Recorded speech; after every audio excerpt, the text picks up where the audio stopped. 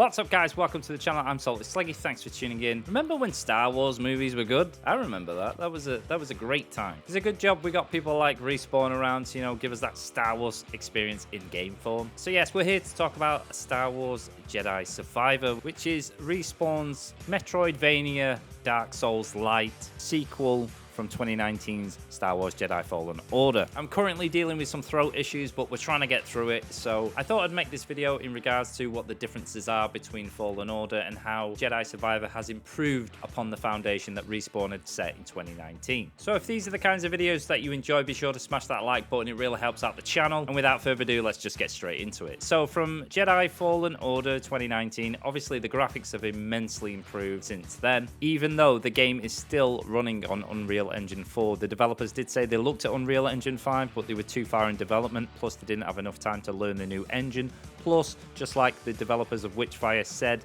that Unreal 4 is a complete and fully fledged engine compared to Unreal 5 that is still in its kind of infancy as they continue to add more things to the engine. Yet on top of that, he also said that he wanted to make a trilogy, so let's just assume that in the next installment, providing this does good sales wise, which I'm sure it will, the last one did, that it will be running on Unreal Engine 5 in the next installment. As of recording this video, the game is due to be out in the next couple of weeks, so that's April 28th for your PS5, your Xbox X and S and PC, leaving last gen behind. Personally, I believe this is going to be a common practice moving forward within the industry as a whole. Last gen is going to get left behind because the way games are being created now, to the level of detail and scope and scale and all that, the last gen consoles, just let's be honest, they can't deal with it anymore. It's time to let go. I'm sorry for those people that are on last gen, and there are some titles that are still covering it, like on Sony's end, but you just saw with Redfall, it's at 30 frames a second. That's the next gen title, apparently, until they add that 60 FPS mode. Obviously, this is due to the fact that they've got SSDs in the new console generation, whereas the PCs had SSDs for a while, so you'll get much faster asset loading times compared to your traditional old hard drives. When it comes to the story side of things, we're kicking off 5 years after the events of Jedi Fallen Order. Cal is still on the run from the Empire and its relentless efforts to exterminate the last remaining survivors of Order 66. Amongst these newest adversaries is a mysterious Imperial Senator who makes a dangerous deal of sorts, and the Jendar Ravis who believes that the Jedi should be extinct. And within that 5-year time span, Cal has honed his skills, so he's now a fully fledged Jedi Knight compared to the Padawan that we saw in Fallen Order. As well as the skills that Cal learned in Fallen Order will transfer straight over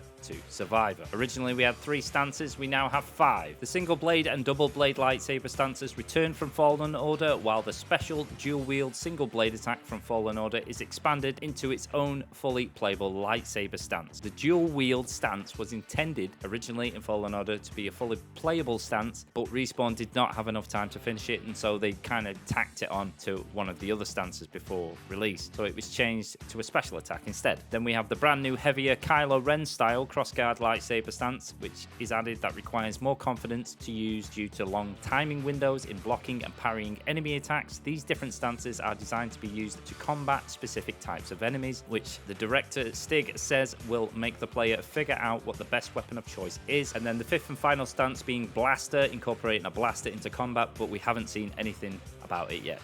On top of that, we have a new Force status ability similar to the one used by Kylo Ren in The Force Awakens, allows the player to freeze enemies and blaster bolts in midair, which we saw in the trailer, or one of the trailers. Moving on to the skill tree, originally Jedi Fallen Order had 33 skills in total, that's Force, Lightsaber and Survival. In Survivor, all 3 skill trees return, with sub-skill trees for 1 Survival, 5 for Lightsaber and 3 for Force, which is more than double the skills of Jedi Fallen Order, bringing Cal's skill set to 75 skills. Not entirely sure if you can actually acquire all these skills within one playthrough, but we'll have to wait and see at launch. Enemy types will vary from your traditional stormtroopers to your BD-1 droids, your Roger droids from Clone Wars, the Bedlam Bounty Hunter Raider types, the dangerous wildlife, bosses and legendary beasts such as the Rancor. When it comes to the level design of Jedi Survivor, it's a more larger and expansive map populated with more NPCs that will actually give you side quests. Before we never had side quests, now we have them. Once completed said side quests, you could receive rewards such as a cosmetic,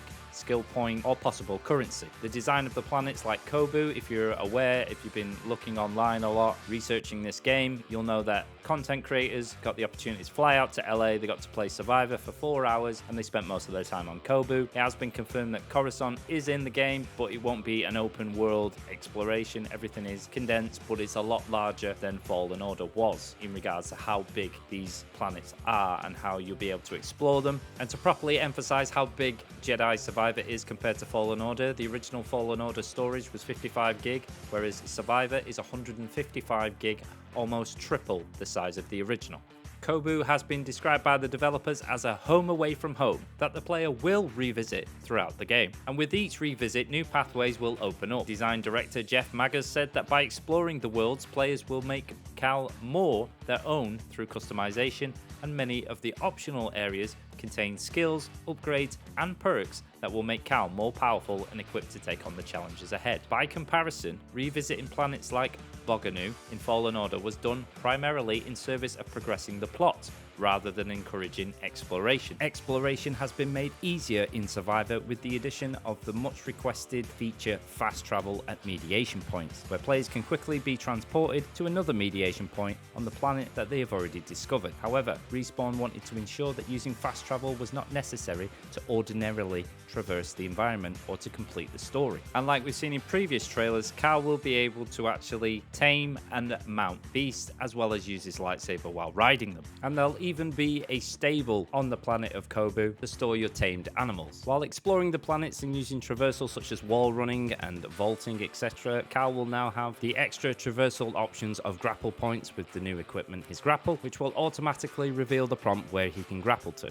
When it comes to the customizable options available in Survivor compared to Order, well, they have been drastically improved and expanded upon. One form of this customization can be found in Kobu's Cantina. When visiting Kobu's Cantina, be sure to check out the DJ so you'll be able to purchase tracks, as well as Doma's shop, where you'll be able to buy customizable upgrades for Cal, from different hairstyles to different beards, etc., using a currency known as priorite shards, just in case you want that Hulk Hogan nostalgia experience. And obviously the customization doesn't stop there. We have a little plant garden on the roof. Remember when we used to plant things in the ship? Lightsaber customization is a lot more in depth now with blade components, materials, so you can make the lightsaber that you want, including all the different colorways of the blade, customization of BD1 himself, and the full customization of Cal's outfit. Forget ponchos, we can customize Cal completely. So that's hair, beard, jacket, shirt, and pants with different colorways, different jackets, different hairstyles, shaven beard, full beard, short beard, goatee beard, mullet, bun, you name it. As long as you can find it in the world,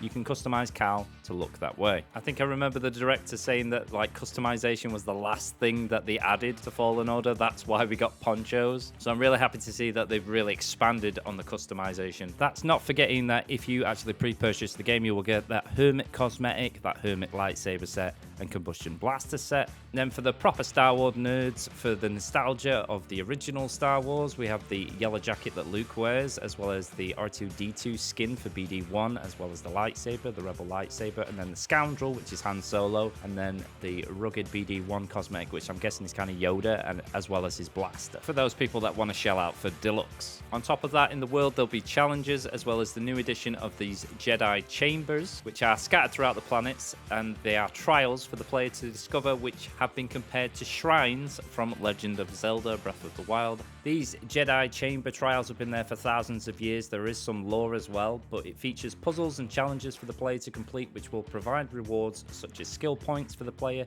to upgrade their skill tree, and even the new perk system. As we saw, they got dexterity to make Cal even more stronger than he already is. So as you can see, there's a lot that actually sets Survivor apart from Fallen Order. It's a great foundation that they've built upon. The only other question that I see a lot of people not really talking about is, will Vader be in Survivor? I'd love to see Vader in Survivor. Let me know in the comments if you're excited to see Vader in the next installment, if he does appear. I understand it's a long video, but there's a lot to cover. So with that said, I want to firstly thank you for watching if you made it this far. I appreciate each and every one of you that comes and watches my videos. If you enjoyed it, be sure to smash a like. It really helps out the channel as we continue to push for that 1,000 subscriber milestone. I myself have already got the pre-order in, so be sure to keep an eye out for streams on my channel over at YouTube. Subscribe for more upcoming games. You'll find other games on my channel if you want to check those out. You'll find social links down below if you want to support me in that space, including the Discord. Come and join the Discord. Hit that notification bell. And as always, have a wonderful day. I'll see you next time. Obi-Wan has taught you well. You have controlled your fear. Now, release your anger. Only your hatred can destroy me.